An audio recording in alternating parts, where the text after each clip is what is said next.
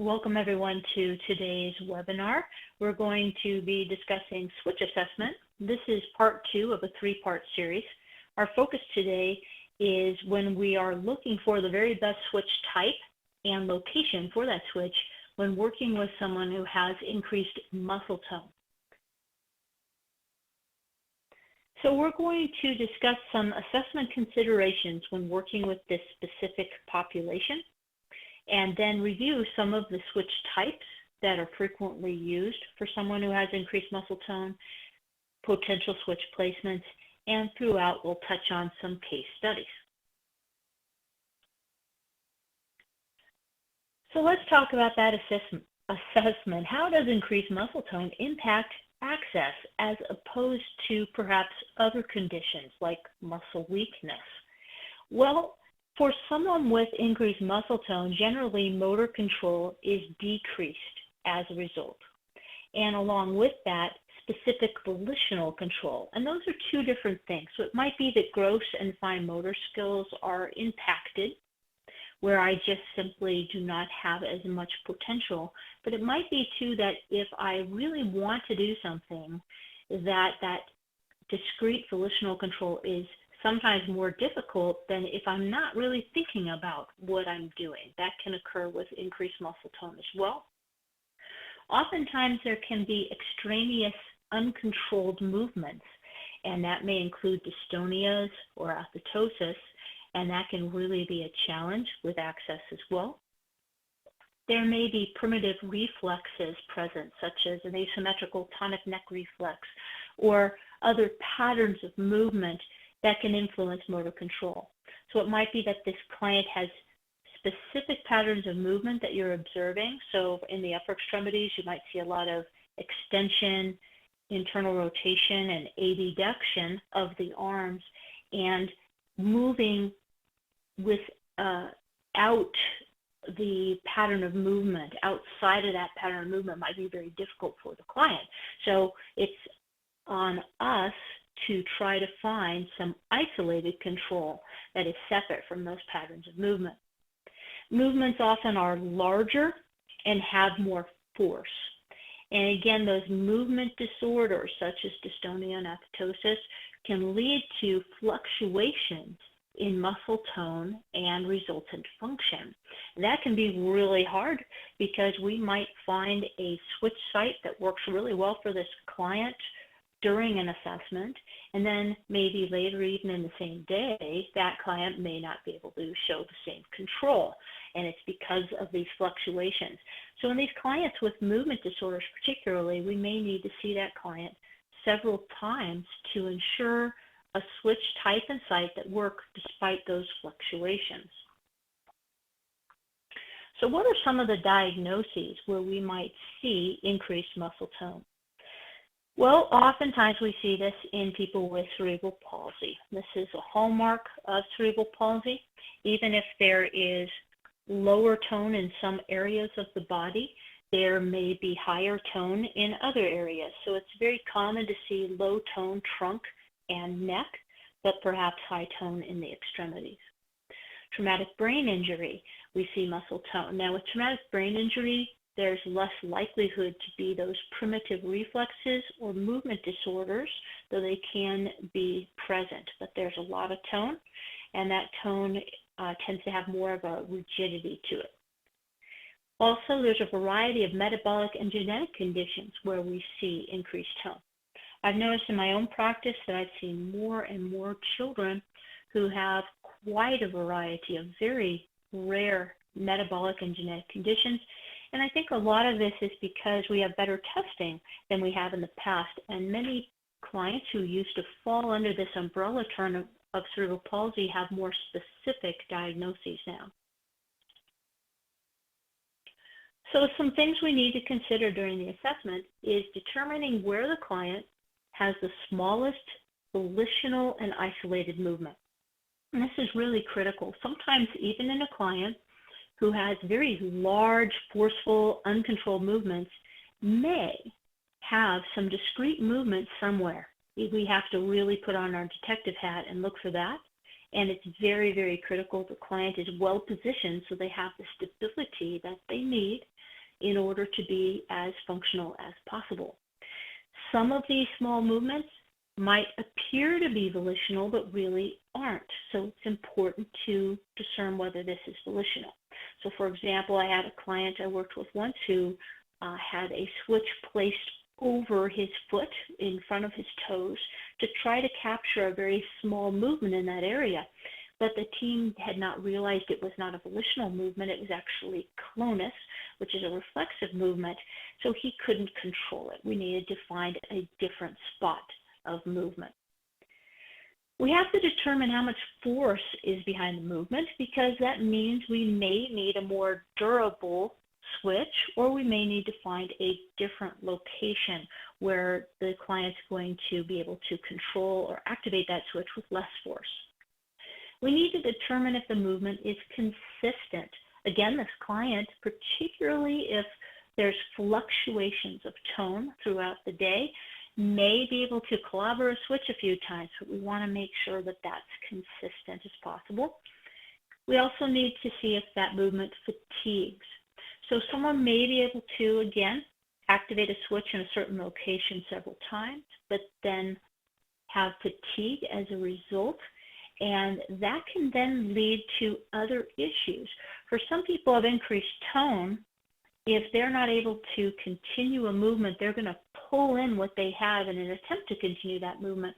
So that can result in something called overflow, where we start seeing movement in other parts of the body in an effort to try to boost this movement, to continue this movement that's now fatigued. That can also lead to increased tone and patterns of movement. Now, it is possible the client needs to build up some endurance. I might be asking someone to use their body in a way that they don't typically use their body, and so those muscles may fatigue quickly. It might be that with more practice and slowly building up those muscles, that can still be a successful switch site. And we want to make sure the movement can be used repeatedly. For example, if someone's scanning on a communication device, they may have to hit that switch hundreds of times during the day eventually. So can they use that repeatedly? And can they use sustained force against a switch for something like using a power wheelchair?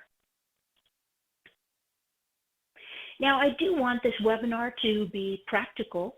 I want it to be helpful for the clients that you're working with. So think about a client you're working with.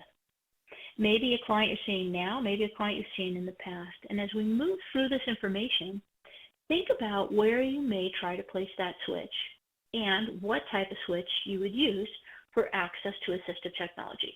Jot it down so that after you're done with this webinar and all the other chaos of life, you can pull out that sheet of paper and say, oh yeah, I want to try this switch in this location with this client and see if it works. Okay, so let's talk a little bit about how access is going to vary depending on what we plug that switch into. So if we are using a switch to control a power wheelchair or switch toys, sustained pressure is required. As long as I have contact with that switch, I'm activating that switch, the power chair will keep moving or the switch toy will keep moving. If I'm using something in between the switch and the switch toy, like a power link or a switch latch and timer, I can prolong that. So one single momentary activation of the switch will result in a longer activation of the device. But in general, we need sustained contact. We also need quick release, particularly with a power wheelchair, because that's how we're going to stop. As opposed to scanning. In scanning, like on this communication device, I'm going to activate my switch. Now I have to wait for my desired selection to be highlighted. Now it's going to depend on the switch strategy that I'm using. But that generally requires anticipation. That can be really hard, and waiting. And then when it's the correct time to hit the switch, I need to do so quickly, because if it takes me a long time, that means I have to use a really slow scanning speed. That requires timing. Now, anticipation can be really problematic for people with high tone. Just the action or inaction of anticipation can lead to an increase in muscle tone. And then with that increased muscle tone, it might be more difficult for me to quickly activate that switch once I finally get to my desired choice. So it's not uncommon to see a client who's waiting and waiting and waiting, and their tone's going up, and you can tell they know this is the time I want to hit my switch, but I'm locked up. It's very difficult. So part of what we need to do is we need to, again, determine a switch site and type, but the location is really most critical here with this issue, where the client is less likely to get stuck due to that anticipation, to also explore switch scanning strategies that reduce that anticipation as appropriate, and to develop some training activities to help this client get used to this anticipation. While this is still a novel task, it's going to be worse as the client becomes more and more accustomed to the task. This should improve. So let's talk a little bit about an ideal switch site, again, particularly for someone with increased muscle tone. An ideal switch site is going to use as small a movement as possible, as isolated a movement as possible, meaning we're not pulling in overflow and patterns of movement, a movement that is voluntary, volitional, with controlled activation, sustained pressure if required, and controlled release. So let's talk more about that small movement. Some clients who have increased muscle tone can use very large, very forceful movements, but those usually are not as controlled and will slow someone down. So some of our clients use the big wind up, particularly with their arms. So this client may turn their head to the side, swing that arm way back, and then crash it down in front of them to activate a switch. They're basically using a combination of their asymmetrical tonic neck reflex, ATNR, and patterns of movement to drive their hand towards a switch. If that's the only way that client can activate that switch, then perhaps it's not in the ideal spot for them. So even though this client may be able to activate the switch, it's taking too much work, too much time, and it's not a controlled movement. If that client is also using that ATNR, as they turn their head to try to extend their arm, because the arm will extend on the face side as the head is turned, the client is now looking away from the task. So they're no longer looking at their communication device or looking at where they're driving. So we want to find a small movement so that the client can keep their eyes on the task, have a decent speed and accuracy. When I worked with Lauren, I found that she was able to use her hand to access her communication device, but it was getting very difficult for her. It was taking a very, very long time. Instead, we moved a switch up by her head where she could use a much smaller movement and really increase her speed and accuracy and just effort. She wasn't worn out after a relatively short time. And she, even though she could use her hand to activate a switch, decided to move up to her head because as she had gotten older, she was in her teen years, this movement was just getting more difficult. An isolated movement, again, not resulting in overflow. My favorite example of this way back in OT school, and I can't remember too much from way back then, was one of my professors defining overflow as the body trying to help out a movement. And the example she used was someone putting on mascara. And as they were putting on mascara, they would open their mouth really big to try to help open the eyes. Well, can we open our eyes large without opening our mouth? Of course, but it's something we do rather unconsciously at times to try to assist a movement. And our clients often do that who have increased tone as well. When I was working with Travis and I had placed a switch for him to be driving a power wheelchair, I noticed that every time he was accessing the switch, his hip was rotating forward. Well, that meant there was a little bit of overflow there, and we moved the switch around a little bit until we did not see that. We want a volitional movement, not a part of a pattern of movement, not a part of reflexive movement, under voluntary control. When I worked with Sarah, she was a rather boy-crazy middle school girl, and she drove a power wheelchair through her middle school. Well, the switches were placed at the edge of her tray, the far edge of her tray, so that when she extended both of her arms and they crossed in front of her, she could hit the switches. The problem was that was utilizing her pattern of movement, and she didn't have as much control within that pattern of movement. So Sarah would be cruising down the hallways, see a cute boy, and smash into those switches and smash into everything that was in front of her. So we took advantage of that pattern of movement and placed the switch behind one of her elbows. And so when she was relaxed and intentional, she could pull back, retract that arm, and drive forward. When she saw a cute boy, that pattern of movement would engage, her tone would engage, but instead of crashing into something, she would automatically stop as her arm pulled off of that switch. Gave her time to check out the boy, socialize a little bit. She was often late to class, but she did stop crashing into things. We want controlled activation, and that means travel to the switch, pressure if this is a mechanical switch. If it's an electronic switch, then no pressure is required, but the client still has to approach the switch. For people with increased muscle tone, pressure is usually adequate. That's not the problem, but release can be difficult. And finding a location where the client can readily release the switch is often more dependent on the location of the switch than the type of the switch. We also want to make sure the client has adequate speed, activation speed, particularly for scanning, and accuracy so that they don't need to go back and rescan choices over and over again if accuracy is a problem. Sustained pressure, again, is very important for power and mobility. There is a feature on these chairs called latch, but it does not work in all four directions. And it's not something that's typically used with people with high tone because the client needs to have a way of stopping, and it needs to be a very precise, accurate way of stopping. Sustained pressure for some people with increased muscle tone can lead to that overflow, increased tone patterns of movement. And release, super important in power mobility. It's important that the client can release consistently and under stress. I have some clients that are really good drivers, including Amy. She has a switch behind her head for driving as a part of a head array.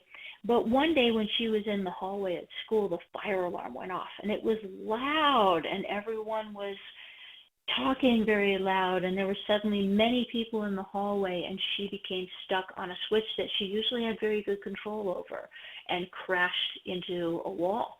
And so we wanted to find a better site for her where even under duress, she could readily stop. The client may tend to stabilize against a switch if they do not have enough stability on their own or within their positioning system. So it's important to make sure if we notice a client that's having difficulty with release because they're stuck on that switch, they're stabilizing against that switch, that we provide a different way of stability. All right, that brings us to switch types. I mentioned before mechanical and electrical switches. Mechanical switches require some degree of pressure to activate them, and you need to approach or travel to the switch. Electrical switches do not require any pressure, though you still have to generally approach the switch. They also provide less feedback. So a mechanical switch you can feel, and you can often hear a click. With electrical switches, there's usually not any auditory feedback, and depending on whether the client is actually in contact with the switch itself rather than just approaching it, they may not have that tactile feedback either. So what do we need to keep in mind for someone who has increased tone? Well, it's important that we look at a switch that's durable. Some of these clients may be exerting a great deal of force at time on the switch, and we want to make sure the switch can handle that. We want to make sure the client has adequate feedback. People with increased tone often do well with feedback, both tactile and auditory. And we need to find a balance of durability and sensitivity, because what I find some people will do is try to find a switch that is very, very durable, but it does require a lot of force to activate, and that encourages clients to hit harder. So for example, I've noticed that with this population, sometimes people will recommend a pillow switch, for example. So a switch is kind of buried underneath this foam so that if the client hits hard, it won't hurt the side of their head, let's say, if we've mounted it there. But because it requires now a lot of force to activate this switch buried in all that foam, the client may tend to hit harder. So I tend to use a more sensitive switch if I can, but one that's also durable to encourage my client not to use more force than they have to. So mechanical switches are categorized into various areas, and these are 4 of them that we're going to look at here today with this population.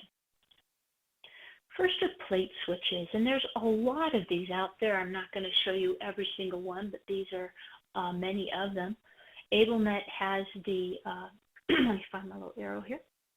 They have the big red, which does come in other colors. They have the jelly bean and the spec switches. The spec switch has 3 different bases here. A flush base for a really small little area, perhaps we need to put this switch. A flange, which is nice for mounting. And then this strap base, which we can really wrap around lots of different areas, even wrap it around someone's hand. They also have the big buddy and buddy switches. Now, 2 that I use a lot with people who have increased tone are the jelly bean and the spec switch. The reason is these are great sizes for common placements of switches with the clients that I work with, and these tend to be sensitive but also durable, and that's where I'm looking for that balance. So I find I'm using these a lot.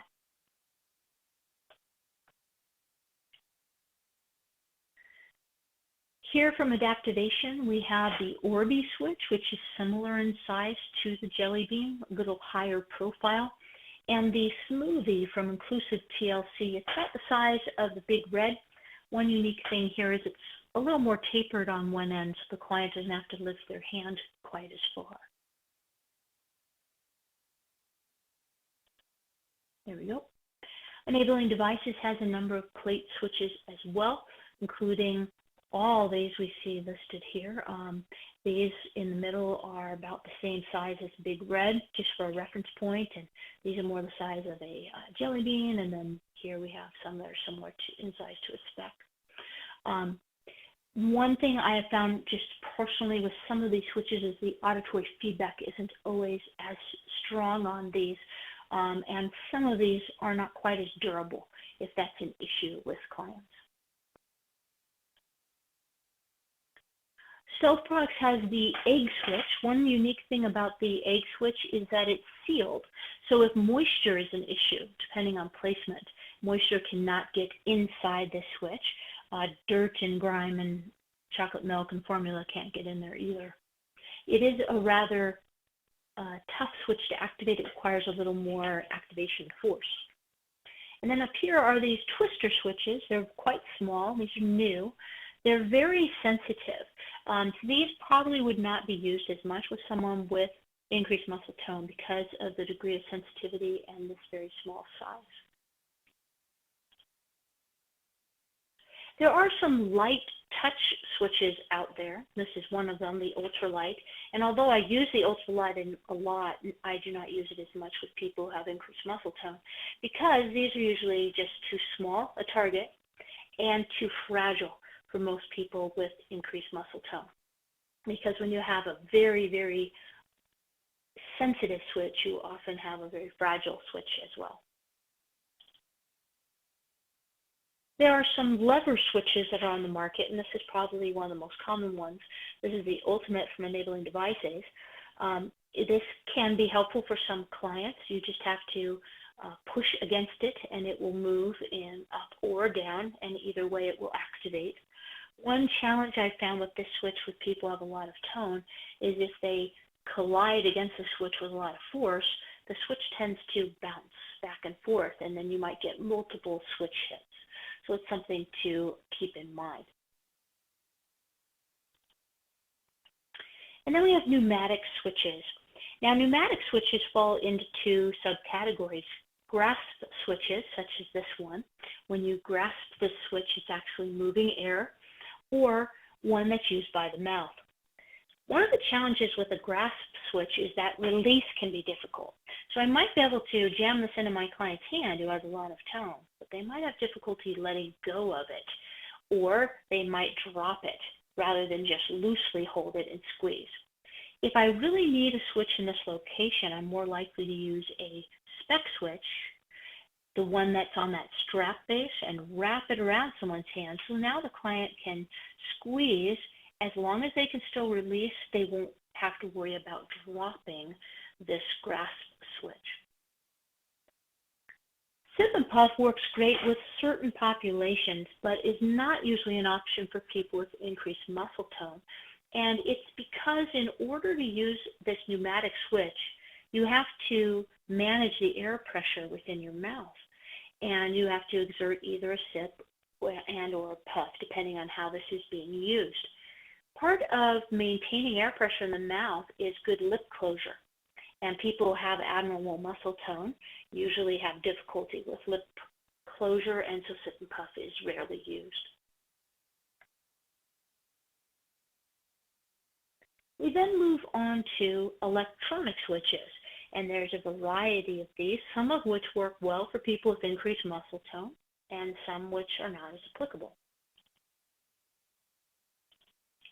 So we start with proximity switches. Now, a proximity switch is a capacitive switch, and in total layman's terms, it measures our capacity to conduct electricity. So as we approach the switch, it will activate without any contact whatsoever. It's sensing the moisture in our bodies. So if a proximity switch is sitting on someone's tray, or some of these are sometimes mounted underneath a tray, like a wood or a plastics type tray, if my hand moves over the surface of the switch, it will activate. If I put my math book on top of that tray, it will not. If my cat jumps up on the tray, it will. If I put a glass of milk on my tray, it will activate. So anything that contains moisture, basically, that can be conductive, can trigger off this switch. So this is the ABDA candy corn, and it comes in a small and large size, as you can see. It runs off of a battery, which is unique. Most of these require a different power source, either a much larger rechargeable battery, or they run off of the power of a power wheelchair battery. So these are independent. They also will light up. You can kind of see these little lights here, and beep upon activation for some additional feedback, because again, electronic switches don't have a lot of feedback. This is the Honeybee from Adaptivation. It also has a battery, and it has an adjustable range, so you can choose how close the client needs to be to the switch to activate it.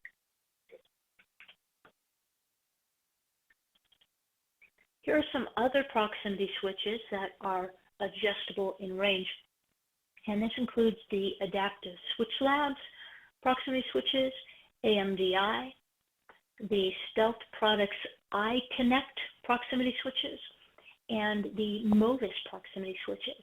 Now pictured here are also proximity switches from Switchit, which is under the Quickie Wheelchairs umbrella.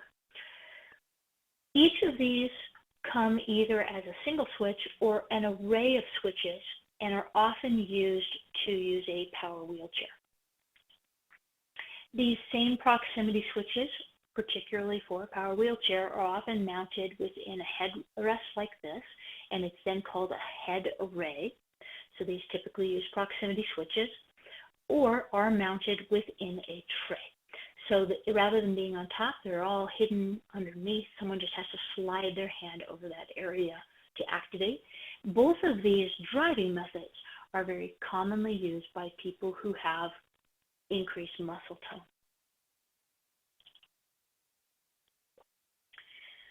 Now, there are fiber optic switches out there as well. These capture an even smaller target.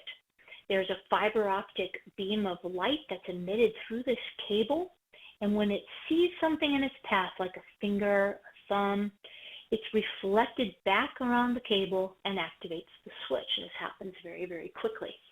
These are designed to capture very, very small movements, and as such are rarely used in this population. These are much more commonly used with people who have muscle weakness. These are available from several companies, including Stealth and ASL. The cables tend to be very fragile, and it's important to protect these when this is set up for a client. We then have infrared switches. These are available from just a few companies right now, including Enabling Devices. These are typically used to capture eye blinks. Now, this, as a result, is rarely used with people who have increased muscle tone because the client really needs to keep their head very still for this to work. Otherwise, if there's a lot of head movement, the switch may be inadvertently activated. Another challenge with these switches is if someone's using this for power mobility, they really won't work for power mobility because it's impossible to provide a sustained switch activation. It's momentary only. There are also touch switches, and there's a new one available now from ABDA. These are rarely used, again, in this particular population, people with increased muscle tone, and it's because they tend to be more fragile and are designed for a smaller amount of force. These are available in various sizes from a few different companies. Again, not used very often with this particular population. Another switch that we're not going to use with this population are sensor switches. These are designed to pick up muscle activity, but due to increased muscle tone and fluctuating muscle tone, this sensor is going to have a very difficult time discriminating intentional movements. It also doesn't work well for power mobility because we can't execute a sustained switch activation, and the vibration through the power chair will sometimes be read as a switch activation. And that leaves us with piezo electric film. In these switches, there's a small piece of film mounted somehow within a box or some other type of sensor, and when that film is vibrated or flexed, it will activate the switch.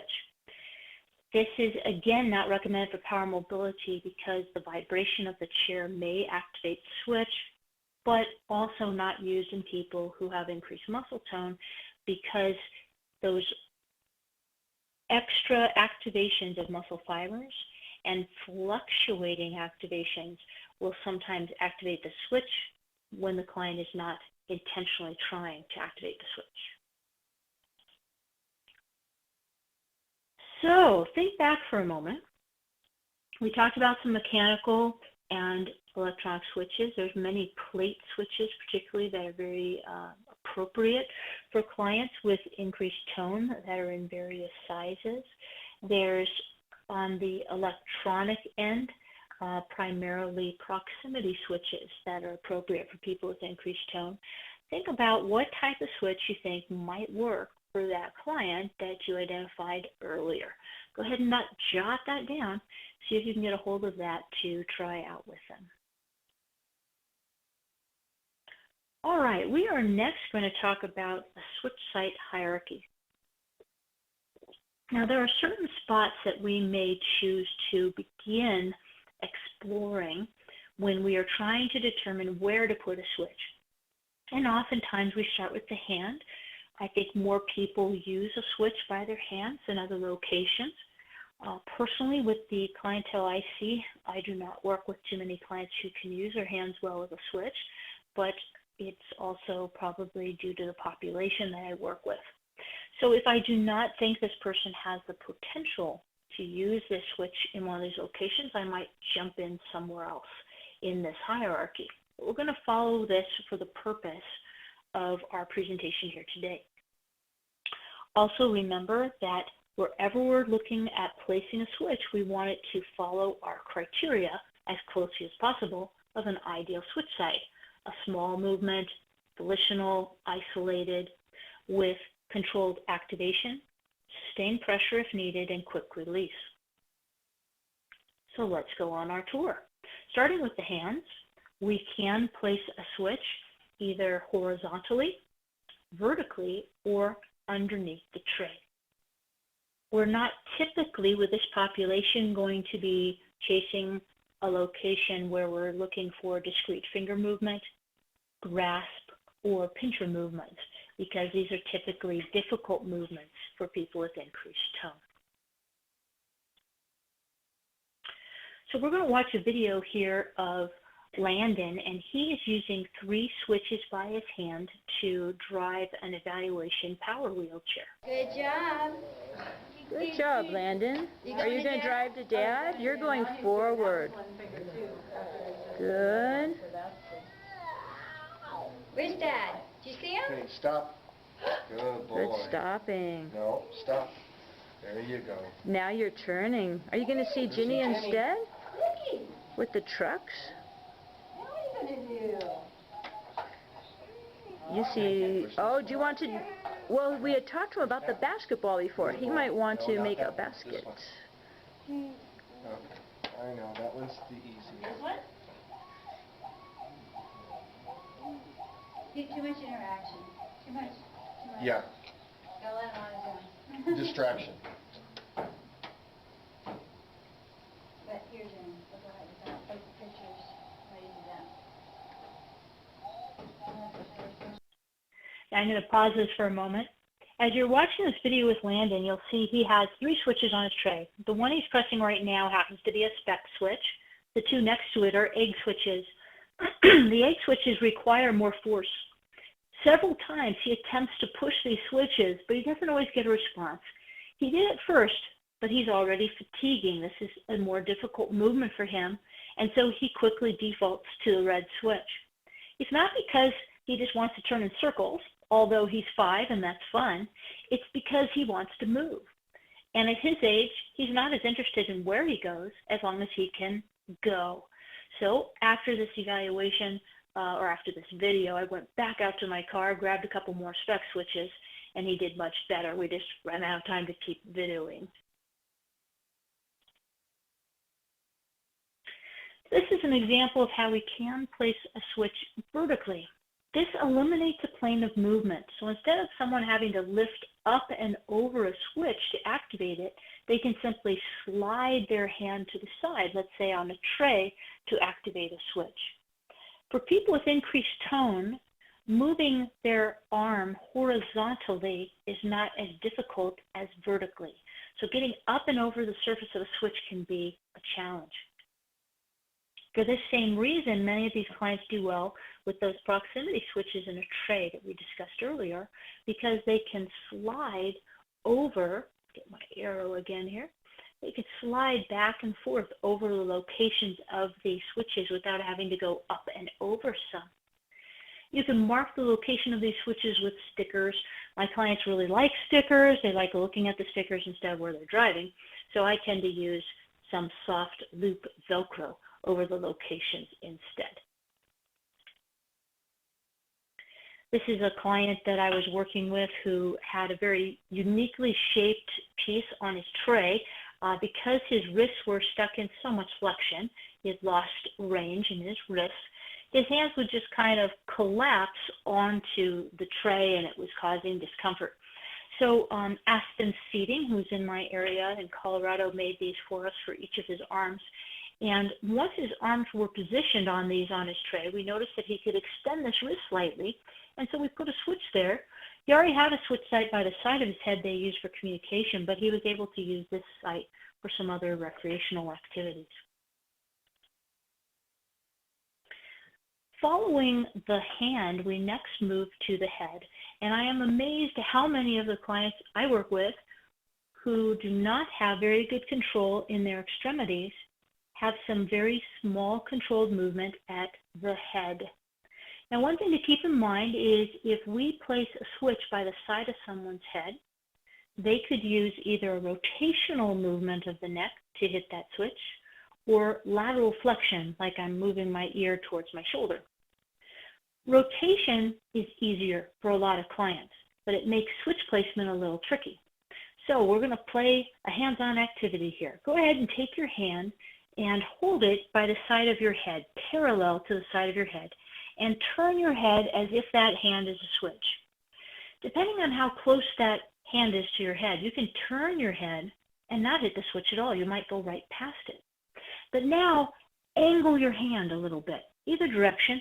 Go ahead and angle it, hopefully with the portion of your hand that's towards the rear of your head inward. And now as you turn your head, you're going to hit it very readily. So sometimes we just have to angle that switch to meet the pattern of movement that our client is using, and that can help with more successful switch activation.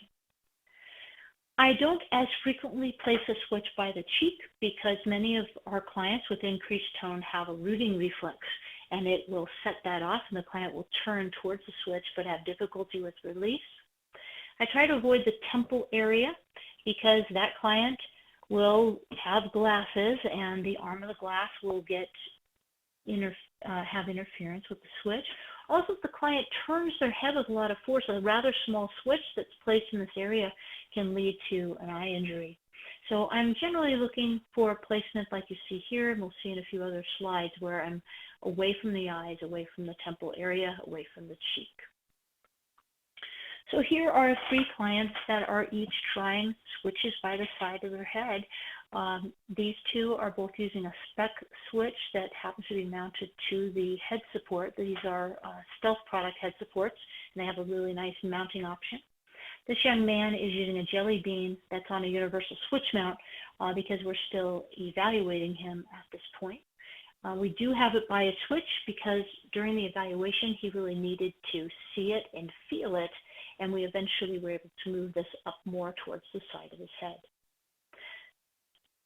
We're going to watch a video of a young man, Maddox, who is using his switch by the side of his head very well. It's a little hard to see the switch because it's small, it's a spec switch, and it's black, so it kind of blends into his hair and the head support. You can hear him using his communication device. Good job, Maddox. Might have an extra. High and by. But you still have the back piece, right? Of that. So he's doing a very good job using that switch.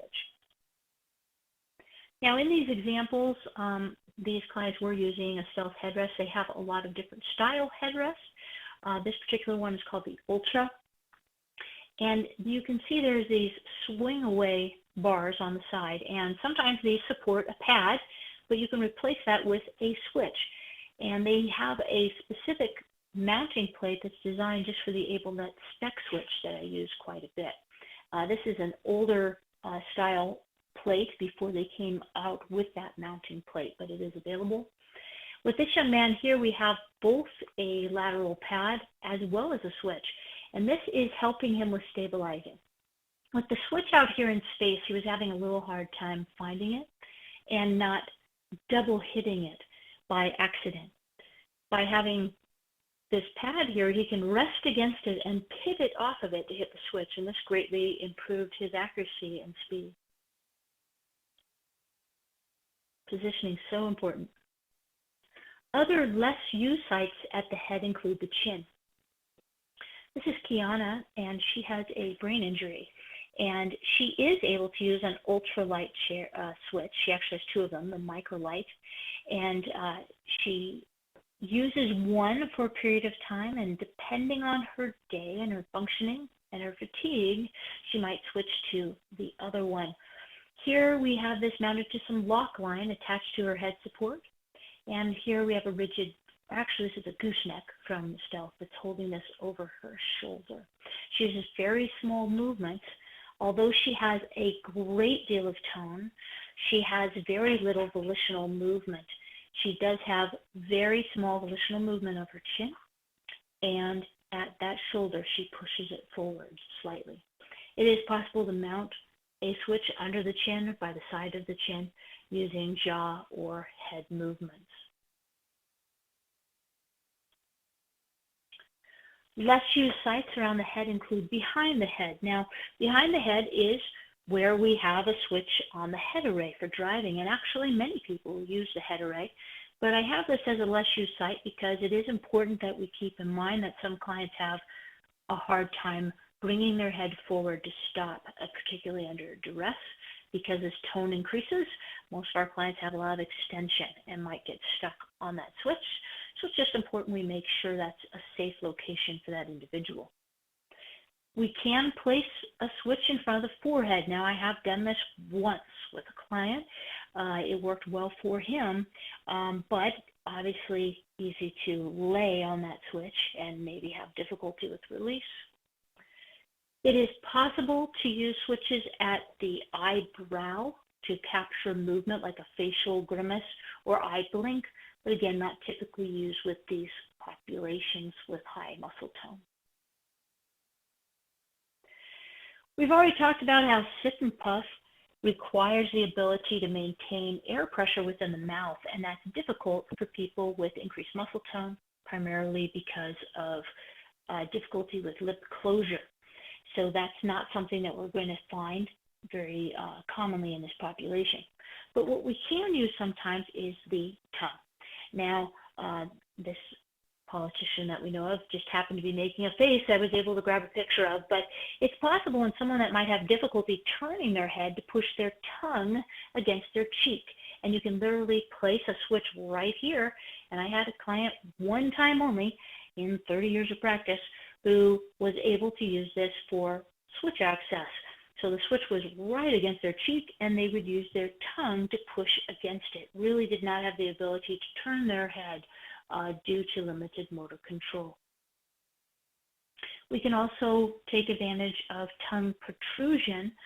Vincent was a young man I saw with a severe head injury, and he had lost almost all movement in his entire body, but he was able to protrude his tongue forward.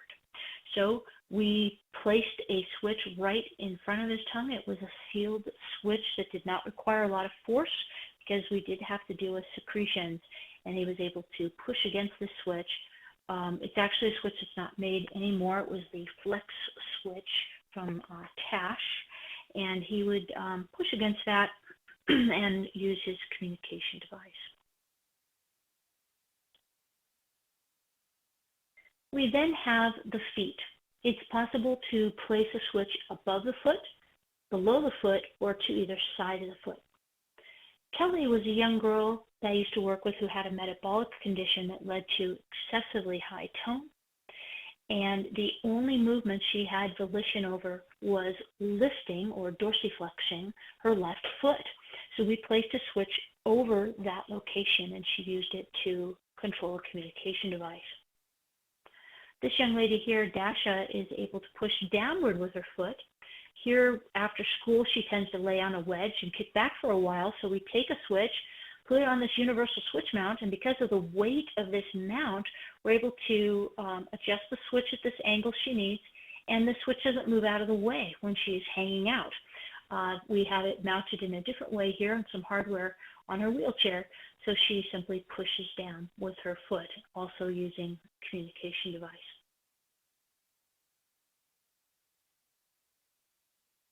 In this video, we're going to watch AJ, and he is attempting to hit 3 different switches that we place with mounts everywhere, just to see what he could do with his foot. Now, we ended up placing switches in different locations for AJ than his feet, but his team at the time had told me that they really thought he could use his foot, so we were just giving this a try. It wasn't plugged into anything. I was simply asking him to push the switches in these various locations and give it a try. He was tired. It was the end of the session. A lot of people in the room, a lot going on, but he sure gave it a good try. So let's let's see, I'm not sure if we have a video here actually on this one right now. So, hold on a second. We are going to skip over this video because we don't happen to have this one loaded, and that's fine. But again, you can see we had a switch placed to the right side of his foot, the left side of his foot, and even in front of his foot. And he gave us a great try hitting each of these. It was just quite difficult for him to do so. We then move on to the lower extremities, where we can place a switch on the medial side of the knee, the lateral knee, or even above the knee. Now, medial knee is not as common in this population, and it's because we see a lot of extension in people who have increased muscle tone. And along with extension comes abduction. And that means a client may be able to readily hit a switch in this location, but not readily release. I do have clients, however, that do very well with a switch to the lateral side of their knee, such as Alexi here. His arm is crossed over his body here, and it sure looks like he should be able to use his hand, but he really doesn't have functional use of his hand. But he can abduct his knee and hit the switch quite readily. Alexi has a brain injury and a great deal of tone, and was able to use switches on either side of his knee. And then going back for a second, Jacob was able to use a switch above his knee. He has a great deal of extraneous movement, and finding a switch site that he had good control over was very challenging. But he was able to lift his knee. Now, that's a big movement at the hip, but he had very good control over it. So we mounted a jelly bean switch actually to the underside of his tray, and he was able to lift his leg and access this and do full scanning on a communication device at only 2 years of age. Really did an amazing job. Further down our hierarchy are the upper extremities, because instead of looking at just the hand, now we're using a larger movement of the entire arm. So we can place a switch above the shoulders, behind the elbows, or to the side of the forearm. The advantage of the sides of the forearm is instead of having a smaller target of the hand, we now have the entire forearm. And if there is less motor control, that might allow someone to use a switch in that area. Here we have Mackenzie, and she is using a jelly bean switch behind her arm, similar to our friend Sarah, who I mentioned earlier, our middle schooler who is a little boy crazy. So let's watch a video of Mackenzie using this switch.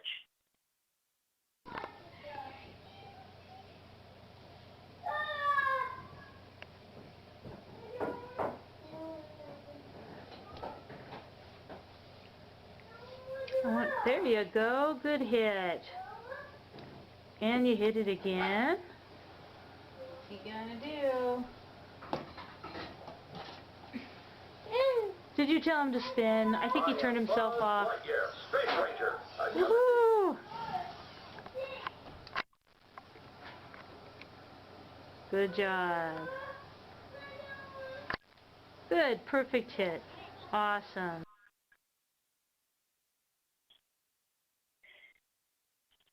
And we then do have that video of AJ and his feet, so we're going to go ahead and look at that too. Again, I just simply asked him to press switches in each direction with his foot to assess if he could do it. He certainly tried and didn't do too bad a job, but he had better control in other locations. How about this one? All right, you're pushing that left switch. That would turn towards Dad, huh? Oh, you're recording it. Yeah. Can you go straight ahead like you're going to run over Jill again? Go this way. Here I am. Come and get me. Go get her. Hi, I'm Jill. Hi, Jill. Very Go cute. get her. I'll let you guys go. Oh, Jill, this is Kevin. I know you are totally worn out. Can you push the one in front of your foot like you're going to go straight? Better late than never, Kel. Thank you. Good job. And how about the right switch like you're going to turn towards me? Go get Bella. Turn towards Bella. Why do you always say get me? Because you're always... He likes getting you. I think you're his favorite destination. Good. I see you pushing both of them. You're trying to go forward And you're and pushing turn, there huh? too. Good job. I still have the snake buddy. We have a match. So we could see here that he was sure, again, giving it a good try. But it's important to remember that just because someone can activate a switch, we want to make sure that's still the optimal switch site for them. And this was just too much work for him. He actually ended up using a switch by the lateral side of each of his knees, because we eventually were looking at power mobility, and he used those for left and right. And he had a spec switch within his hand that he would squeeze, and that became forward. And that those were more efficient switch sites for him. So again, getting practical, think again about that client that you identified earlier. Hopefully you jotted down a few notes about what type of switch you might consider trying with them. Now jot down where you think they may be able to access the switch, where you may try to place it. Again, remembering those characteristics of an ideal switch site and trying to get to those as much as possible. We cannot always find the most ideal switch site, but we want to approach it as much as possible. Now, this is a recorded webinar, but if you have questions, feel free to reach out to AbleNet or myself with any questions or comments. I'll make sure to provide that contact information here in just a moment. Here's our take-home message. Remember that optimal switch access is very dependent on optimal positioning. If your client's not well supported and has adequate stability, they will not be able to show you what they can really do with their body. And when I see someone for a switch assessment evaluation, I tell you, I change something in their positioning about 80% of the time. Sometimes it's a big change. Their seating is completely inadequate. Sometimes it might be a rather minor change just to help facilitate their switch access. Optimal switch access is also dependent upon switch training. I might be asking someone to do something they've never done with their body before. That takes practice. So they need lots and lots of time to develop those motor skills for this to become ideally an automatic motor pattern that they're not even thinking about. And if we're going to use their switch access for scanning on, say, a communication device or other device requiring scanning, they might need some practice developing those scanning concepts and skills as well. We have other webinars in the AbleNet library that discuss some of these training strategies. And finally, remember, optimal switch access is so important because it can really make or break whether this client can be successful in using their assistive technology. And their success in using their assistive technology is going to impact function, participation, and socialization. Real critical. So I want to thank you very much for your time. I do hope that this webinar was helpful to you and the clients that you serve. And as promised, this is my contact information, and you should also have AbleNet's contact information available to you at their website through the resources listed on this video.